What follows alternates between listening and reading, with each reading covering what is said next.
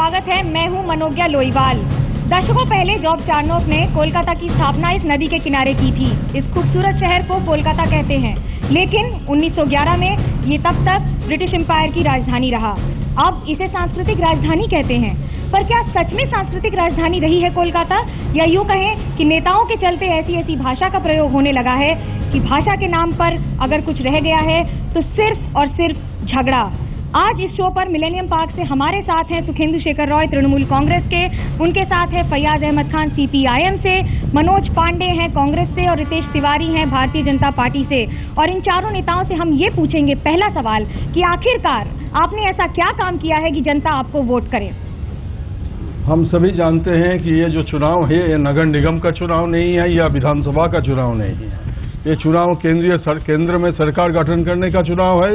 इसलिए इस चुनाव के जो अहम मुद्दा है कि हिंदुस्तान में गरीबी की हालत क्या है, हिंदुस्तान में भ्रष्टाचार कैसे हो रहा है, हिंदुस्तान के स्वास्थ्य परिसेवा, हिंदुस्तान की शिक्षा व्यवस्था, सारी चीज़ें ये अहम मुद्दा है।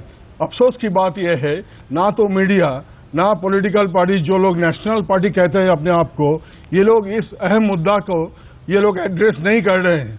ये भड़काऊ वाला राजनीति कर रहे हैं। इसलिए हम चाहते हैं कि पहले तो ये तय किया जाए कि इस चुनाव का मुद्दा क्या है। मेरे विचार से इस चुनाव के मुद्दा, जब वर्ल्ड बैंक बोलते हैं कि हिंदुस्तान में सबसे गरीब आदमी का संख्या कितने हैं, 40 करोड़, और दुनिया में कितने हैं, 120 करोड़। यानी कि दुनिया के सबसे गरीब आदमी का 1/3 हिंदुस्तान में रहते हैं। आजादी का 66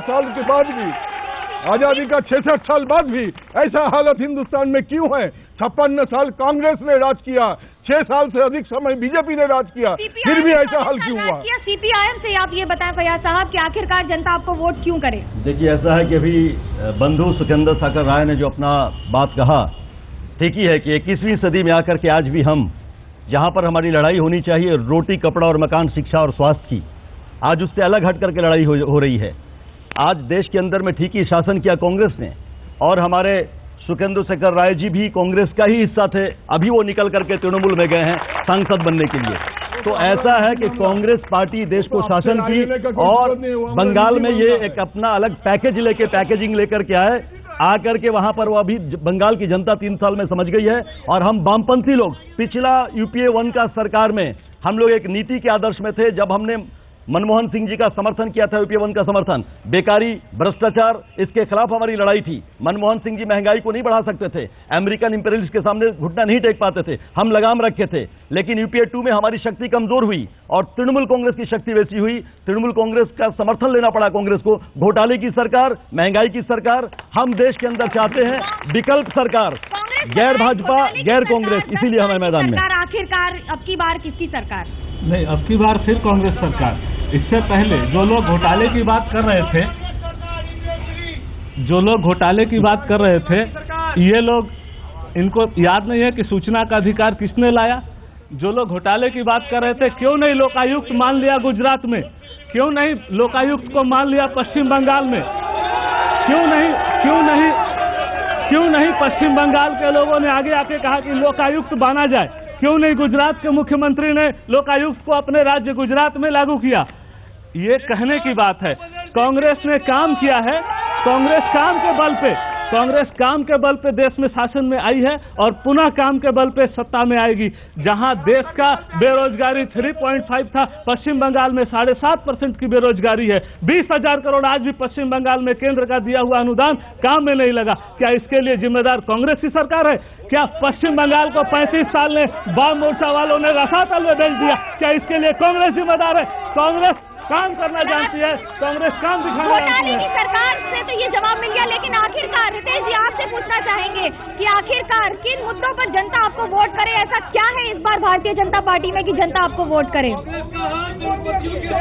ये लोकसभा का चुनाव है, हम बंगाल में बैठे हुए हैं, देश की बात कर रहे हैं। इस प्रदेश के अंदर जो शासन कर रही है तृणमूल कांग्रेस और जो प्रधान विरोधी दल है लेफ्ट, इन दोनों पार्टियों का इतिहास रहा है। यूपीए 1 में लेफ्ट, यूपीए 2 में तृणमूल कांग्रेस। इसलिए ये लोकसभा के चुनाव में इस प्रदेश से अगर इन दोनों पार्टियों को 42 की 42 सीटें भी बन जाए तो इनकी केंद्र में सरकार नहीं बन सकती। इस समय देश के अंदर कांग्रेस के खिलाफ माहौल है, कांग्रेस के कुशासन, कांग्रेस के भ्रष्टाचार के खिलाफ आने वाले समय में जो पार्टी केंद्र में सरकार बना सकती है वो एकमात्र पार्टी केंद्र में सरकार बना। इसलिए इस प्रदेश की जनता से मैं अपील करना चाहता हूँ कि कांग्रेस की समर्थक सीपीएम और तृणमूल कांग्रेस नहीं, एकमात्र विकल्प भारतीय जनता पार्टी है। क्या जनता इस बात से सहमत है? क्या जनता इस बात से सहमत है? क्या सवाल है? हमारा सवाल ये है, क्या भाजपा की सरकार पूरे टीम को लेकर काम कर रही है या ये वन मैन डिपेंडेंट पार्टी है या एक आदमी से ये पूरे देश को चलाना चाहती है? क्योंकि सिर्फ ये नरेंद्र मोदी की सरकार है या भारतीय जनता पार्टी की सरकार है? आखिरकार क्या कारण है कि बार बार मेरे मित्र को मालूम नहीं है, अरविंद केजरीवाल ने जब इंडिया अगेंस्ट करप्शन शुरू किया था और वहां से आम आदमी पार्टी बनते तक जो लोग उनके साथ थे मित्रों, रोज कोई ना कोई छोड़ के गया। और जहां तक कि जब तक चुनाव के समय पहले कहा विधायकों को टिकट नहीं मिलेगा और फिर खुद लोगों ने अपना अपना सीट तय कर लिया। चुनाव नॉमिनेशन करने से पहले तक साजिया इल्मी पार्टी के ऊपर तरह तरह के आरोप लगाती रही। इसलिए आम आदमी पार्टी को इस बात को बोलने का अधिकार नहीं है। ये केजरीवाल पार्टी है, ये आम आदमी पार्टी नहीं है। क्या सवाल है आपका? मेरा सवाल सिर्फ एक है सर, सारी पार्टियों से मुझे सिर्फ ये बताया जाए कि ये करप्शन उत्पन्न कहाँ से होता है, कहाँ से पैदा होता है करप्शन? आखिरकार तृणमूल कांग्रेस से बार बार ये पूछा जा रहा है कि जब 70 लाख की लिमिट की गई थी तो सुखेंदुदा आप बताएं कि आखिरकार इस लिमिट पर ऑब्जेक्शन किया गया था, लेकिन जो इतने महंगे महंगे झंडे लगते हैं, शांत हो जाइए, जो इतने महंगे महंगे झंडे लगते हैं वो तृणमूल कांग्रेस कहाँ से लाती है?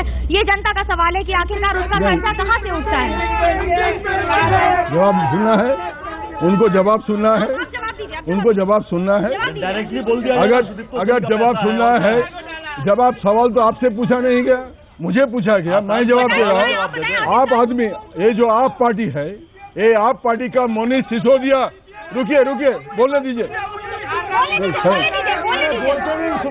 सुनिए, आप पार्टी का जो मनीष सिसोदिया है, इनका जो एनजीओ है, इनके पास अमेरिका का फोर्ड फाउंडेशन से करोड़ों रुपया क्यों आते हैं? किस महान काम के लिए? क्योंकि आप पार्टी है अमेरिकन एजेंट्स पार्टी, आप है अमेरिकन एजेंट्स पार्टी, इसलिए फोर्ड फाउंडेशन से करोड़ों रुपया आप पार्टी के पास आता है, मनीष सिसोदिया के पास आता है। मेरा सवाल कांग्रेस पार्टी से है कि क्या वो नरेंद्र मोदी जी से इतना डर गई है कि वो व्यक्तिगत हमले पर उतर आई और अपशब्दों का प्रयोग करिए श्री नरेंद्र मोदी जी के खिलाफ? व्यक्तिगत लड़ाई है क्या कहेंगे कांग्रेस? क्या ये एक व्यक्तिगत लड़ाई है कि जिसके कारण बार बार पर्सनल अटैक हो रहे हैं, जिस भाषा का प्रयोग हो रहा है? कांग्रेस पार्टी ने आज तक के इतिहास में किसी को इसके लिए इनकरेज नहीं करता है कि व्यक्तिगत इनकरेज नहीं करता है, कोई इनकरेज नहीं करता है। कांग्रेस का कोई नेतृत्व व्यक्तिगत आक्रमण के लिए किसी को इनकरेज नहीं करता। अगर कोई करता है तो उसके खिलाफ कांग्रेस डिसिप्लिनरी एक्शन लेती है। आला नेता करते हैं आपके, क्या कहना है? क्या जनता इस बात से सहमत है कि कांग्रेस और बीजेपी में आला नेता? क्या कहना है आपका क्या सवाल है? मुझे सीपीएम और कांग्रेस से पूछना है, वो सेक्युलरिज्म की बात करते हैं, वुमेन्स एम्पावरमेंट की बात करते हैं, क्या वो यूनिफॉर्म सिविल कोड लाएंगे जिसके माने हैं कि पूरा देश में सब नागरिक कोई भी मजहब का हो उसके लिए एक ही पारिवारिक कानून, क्या वो लाएंगे? ये सेक्युलरिज्म का मामला है। क्या कहना है सीपीआई कांग्रेस का इस बात पर? यूनिफॉर्म सिविल कोड का मामला इनका था, बीजेपी का था। जब ये सत्ता में आए तो उसको ठंडा बस्ता में डाल दिया, उनका एजेंडा था। राम मंदिर इनका मुद्दा था, 356 इनका मुद्दा था। जब ये सत्ता में आए तो छोड़ दिए। अब इनकी प्रश्न हमसे क्यों पूछते? इनसे पूछो ना। क्या कहना आपका, क्या सवाल है आपका? मेरा बड़ा सीधा साधा सवाल है कि कांग्रेस ने अपने मैनिफेस्टो में इतना कुछ दिया है कि अगली बार सरकार आई तो हम ये करेंगे। पिछले 10 साल में जब आपकी सरकार थी और उसके पहले 60 साल आपकी सरकार थी, वैसा क्यों नहीं किया और अब 5 साल में क्यों कर लेंगे? ऐसा क्या नया है, ऐसा क्या अलग है कि अब कर लेंगे जो आज तक नहीं कर पाए? बताएं, कांग्रेस बताएं, इसका जवाब दे मनोज जी, आखिरकार क्या है? हमने पिछले 10 साल में हिंदुस्तान में एक एम्स था, 10 एम्स बनाया। मैं बता रहा हूँ, एक एम्स को 10 में बनाया, 6 नए IIT बने, 7 IIMs बना, हिंदुस्तान में 27 केंद्रीय विश्वविद्यालय बने।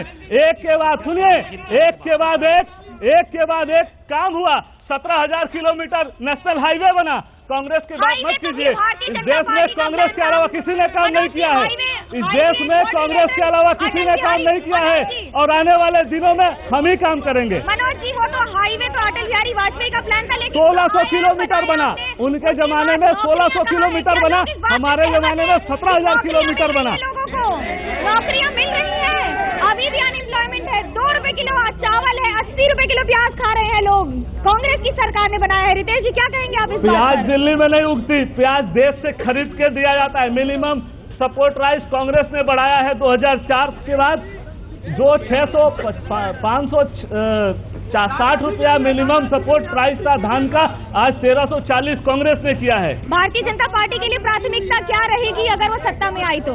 सबसे पहला जो काम होगा, हम लोगों ने कहा है, देश में एक स्वच्छ प्रशासन देने का हम काम करेंगे। एक स्वच्छ प्रशासन देने का काम करेंगे। देश के अंदर विकास के काम होंगे और लंबे समय तक इस देश के अंदर जो लंबित मामले हैं उसको जल्द से जल्द, भ्रष्टाचार के लंबित मामले को निपटारा करने का काम हम देश के सामने रखेंगे। हमारे मित्र ने वहां से सवाल किया, यूनिफॉर्म सिविल कोड की बात की।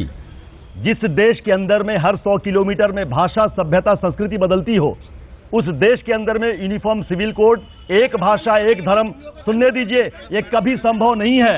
ये मिसाल है, कभी जनवाद में नहीं हो सकता है। आप बात करते हो, भारतीय जनता पार्टी जो बात करती है, बिहार में हमने देखा जब रामविलास पासवान मंच पर गए और बीजेपी ज्वाइन किए तो बीजेपी के बड़े जाति के नेता उतर के नीचे चले आए। हर साल कांग्रेस सरकार सत्ता में आती है, दिल्ली का चुनाव है, दिल्ली की बात करनी चाहिए। तो हर बार कल मैनिफेस्टो बनाती है, हम ये देंगे, हम वो देंगे। इन्होंने वादा किया था कि 100 दिन में महंगाई कम हुई। क्या 100 दिन में महंगाई कम हुई?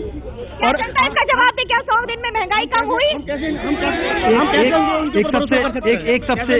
हम सभी भाइयों से अनुरोध करेंगे, 10 सेकंड का समय मुझे दें। मैं एक सबसे इम्पोर्टेंट चीज आप सबसे पूछना चाहूंगा, हमारे जितने भी हमारे सर लोग यहाँ पे खड़े हुए हैं, क्या ये जो जितने भी अभी तक काम हुए हैं केंद्र में, क्या अभी तक की जिम्मेदार जो सरकार रही है, क्या उससे वो मुंह फेरना चाहती है? कौन किससे मुंह फेरना चाहता है? क्या 10 साल हो गए इस बात को, सरकार को आपकी? क्या अब कांग्रेस का आखिरकार सत्ता में आएंगे तो क्या करेंगे? और इन सवालों का जवाब दें कि जब 10 साल में ना कर सके वो अब आने वाली सरकार में कैसे करेंगे? काम किया है, ऐसा तो नहीं है।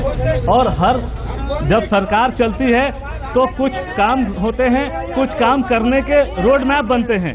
आने वाले दिनों में भी कुछ काम होते हैं। ऐसा नहीं कि 10 साल में सब हो गया, आने वाले दिन की चुनौती हम नहीं लेते हैं। हम जब पहले शुरू किया था काम, नहीं, आजादी के बाद से इस देश का जो विकास कांग्रेस के हाथ में हुआ है, दूसरे किसी देश में नहीं हुआ है। और बंगाल की खाड़ी में आखिरकार किसकी लहर है या किसकी सुनामी आएगी, ये तो समय बताएगा। पर एक बात तो साफ है कि आने वाले दिनों में ये भी देखने वाली बात होगी कि आखिरकार अब की बार किसकी सरकार। आप देखते रहिए आज तक।